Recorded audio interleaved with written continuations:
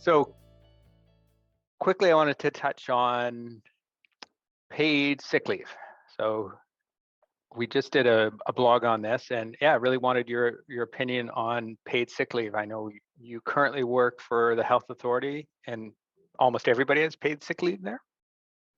Yeah, I don't even know. Isn't it terrible? I don't even know how much paid sick leave we have. It's at least the minimum 5 days, but it could be 10 days overall. And I mean, it's when you work for a public health, it's something that's expected. But in other industries, and your blog post really pointed that out, that it's not something that's mandated by the government, and not something that's provided. And I just think within not even in a regular time period, but within, COVID time, it can definitely be something to highlight,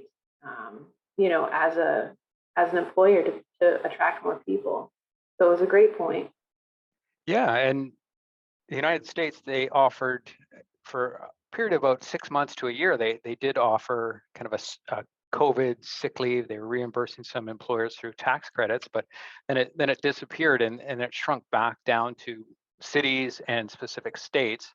And the same with Canada. I don't believe there's any cities that have mandates for all employers, but definitely within provinces, the employment is a um, provincial jurisdiction for most employers, except for federal, which is that interprovincial organizations like banks, transportation, pipelines, things like that.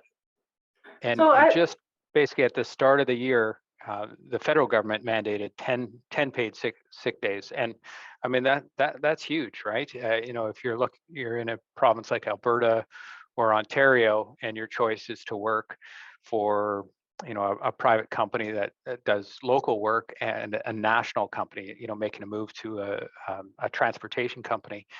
I mean, you can really jump from maybe a 5 days of sick leave or none to 10, right? Which really makes a difference for, a single breadwinning family. So mhm, absolutely. Now, did Bill C3 get passed with the 10 sick days, and that's like completely been approved now? Okay. it has been approved. It's received royal assent, so I think it's in place. There was a little bit of back and forth in order to get support from other parties, and yeah, I think it's within 30 days you get 3 sick days. Don't quote me on this. And then maybe within 90 days you get the remaining.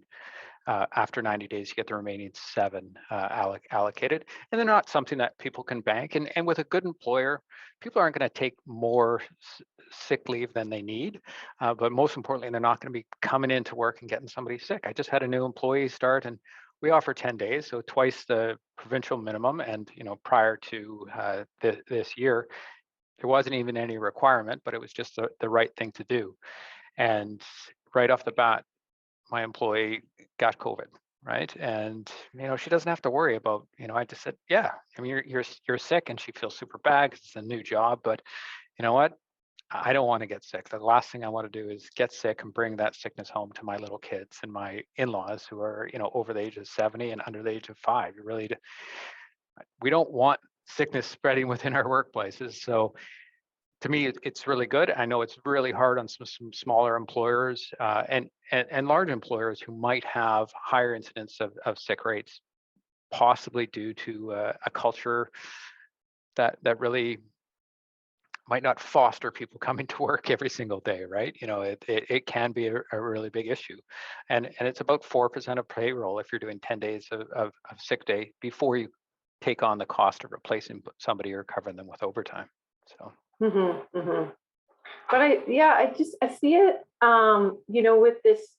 There was that really great Global Mail article that came out a few days ago about the like where people are just completely moving, and they're looking for new opportunities, and especially millennials, like 64%, I think, of millennials are looking to move jobs without even having a new job. So I think really highlighting something like this, maybe they've been in that situation earlier where maybe they've had COVID or they've been ill over the last couple of years, and they're working from home where their employer has really no sympathy for them. So moving to an organization where this is highlighted, would really go a long way with attracting these workers, especially the millennials.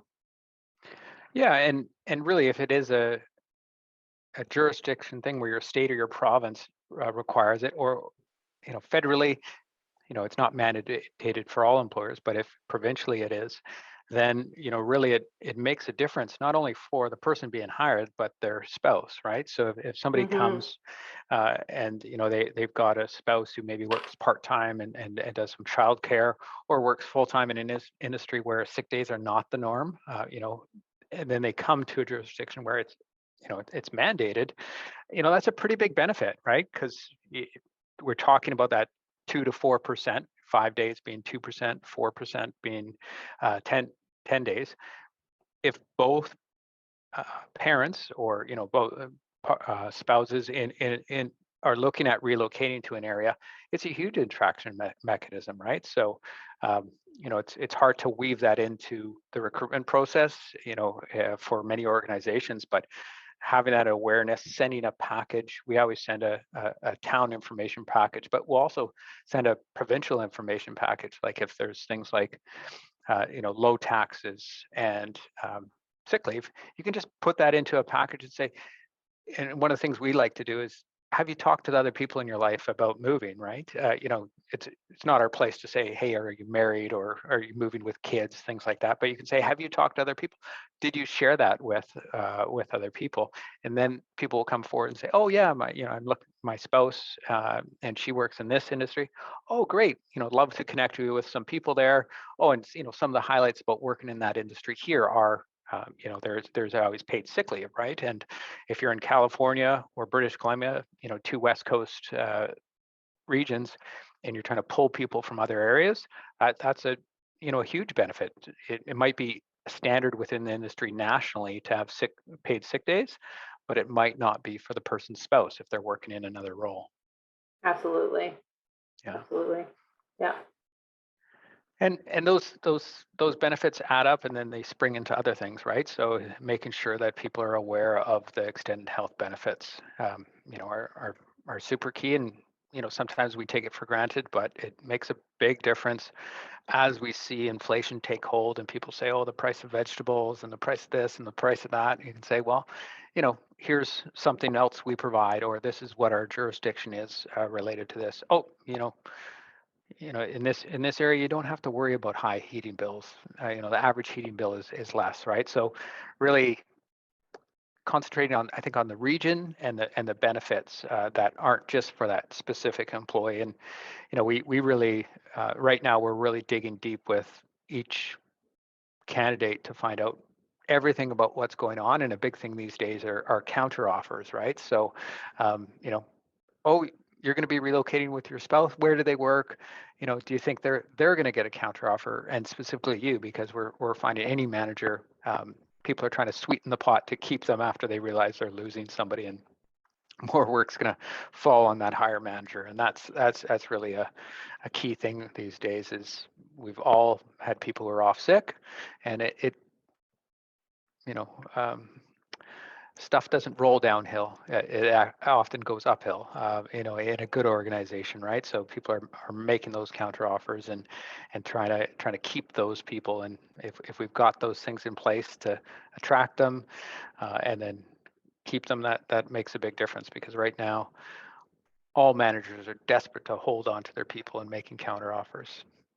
Yeah, yeah, and even though we're in kind of this economic uncertain time, with interest rates increasing and inflation and everything else, it really does seem like we're moving back to a time where the job seeker is in control again, and they have so many more options because many people are working from a home environment, so they're not just limited geographically anymore. Um, they can get a job with a US company or something out of province. So there's more flexibility there, I think, overall. So definitely managers have to work a little bit harder to really understand what their employees are looking for in terms of, sticking around, and from, their family perspective to the financial perspective. It's all really tightly woven, now more than ever, I think. Yeah.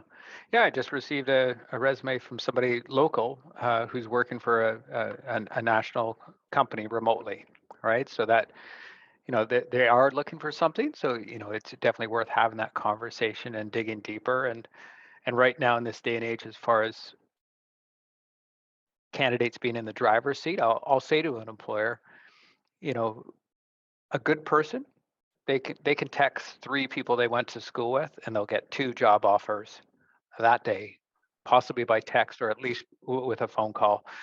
So, a drawn out process or skipping over the benefits, because people can become independent contractors. They can do locums. They can work remotely, and you got to put that value proposition to say, oh, we've got the pension, we've got the sick days, we've got this support for family members, these extended help, health stuff, this pension. That really is important because yeah, people can, if they need to quit today, they can become an Uber driver, right? Which is not everybody's first choice, but there's a lot of jobs where people can make cash, but they won't have those sick benefits, right? So it's important that that paid sick leave kind of is reminded, in early in the recruitment process, but also shared if that's something that both the region offers and other employers.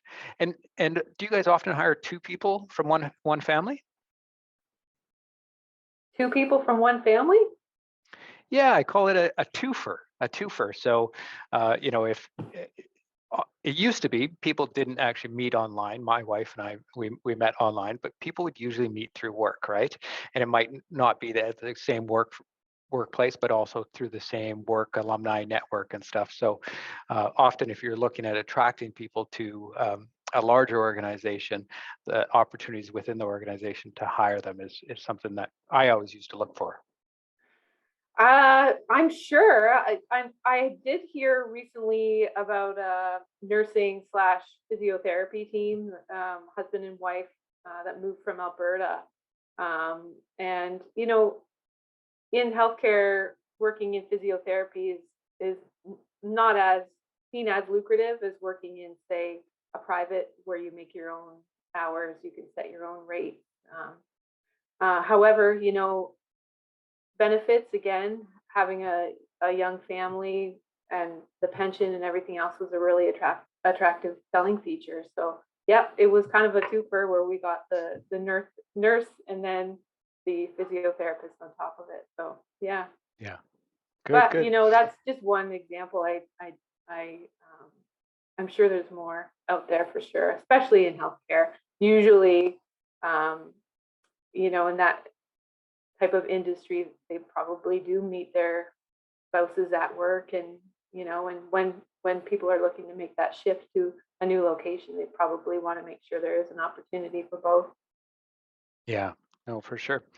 Yeah, it's interesting. I do have some good friends from Manitoba looking to move back. They did some of their locums in med school here, so they're looking to move back to the island. So they will be in the near future because it's been a hard winter. Let's put it that way for them where they are.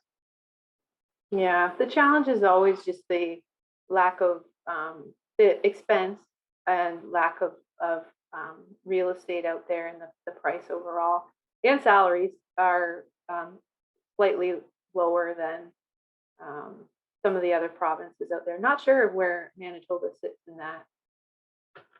that balance. Yeah, and definitely that's one of the issues. But this nurse I met from about, I think it's about an hour drive from where I was. I met him Tuesday night. He was driving a Tesla, right? So definitely one of the issues related to real estate and commuting isn't possibly as acute as it used to be because those commuting costs hopefully come down, right? Very safe, and the advent of autopilot, you you can spend a little bit more time in your car commuting, and yeah, definitely, I think Well, housing and prices. if you look at the island versus say someone in healthcare in Alberta, Alberta, especially Calgary, is such a sprawling city. So you could live at one end of Calgary and have to drive an hour to work. right, every day. But, here on the island, everything is so compact. You're driving, even if you live, say, in Langford, to drive into, you know, VGH or something like that, the commute is minimal compared to if you were in Alberta. Yeah. Well, and you And not driving if in snow. yeah, you get to save the snow tires and the switchover. It's $400 every year, almost Yeah, making money. yeah. Great. Well, that's our time for today. Thanks so much for doing this, and we'll do it again next week. Sounds good. Thanks, Kale. Okay. Thanks, Take Trini. care. Bye. Bye.